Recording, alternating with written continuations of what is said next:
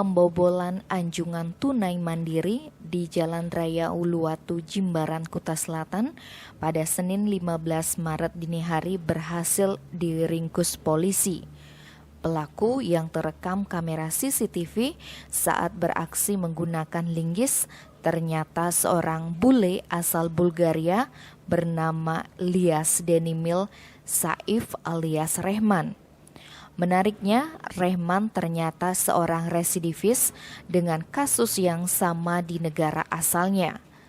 Di Reskrimum Polda Bali, Duhandani Raharjo Puro, saat merilis penangkapan pelaku di Mapolda Bali pada Senin 29 Maret menjelaskan, pelaku dilaporkan karena melakukan 2 tindakan kejahatan, yakni pencurian dengan pemberatan dan pengerusakan diikuti skimming.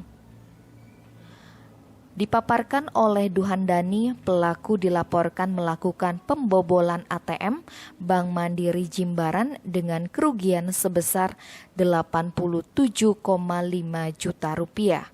Kemudian pada Selasa 23 Maret, pelaku dilaporkan karena melakukan pengerusakan dan skimming pada Jumat 12 Maret di 2 TKP berbeda, yakni ATM di Pepito Tanjung Benoa sekitar pukul 6 WITA dan ATM di Pepito Umalas Canggu.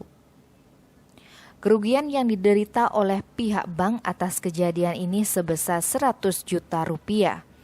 Dari laporan tersebut, tim gabungan dari Polda Bali, Polresta Denpasar, dan Polsek Kuta Selatan melakukan penyisiran ke tempat tinggal pelaku di Pizza Romania dan pindah ke Hotel Best Western. Akhirnya pelaku berhasil diringkus pada Jumat 26 Maret sekitar pukul 5 WITA di Guest House The Rose, Jalan Raya Batu Bolong, Canggu. Dari hasil pemeriksaan, Rehman mengaku telah beraksi di 5 TKP berbeda, yakni ATM Jalan Raya Uluwatu Jimbaran, ATM di Pepito Tanjung Benoa, dan ATM di Pepito Umalas Canggu.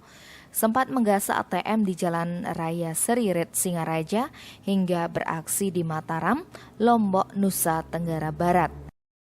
Tim Bali Express melaporkan.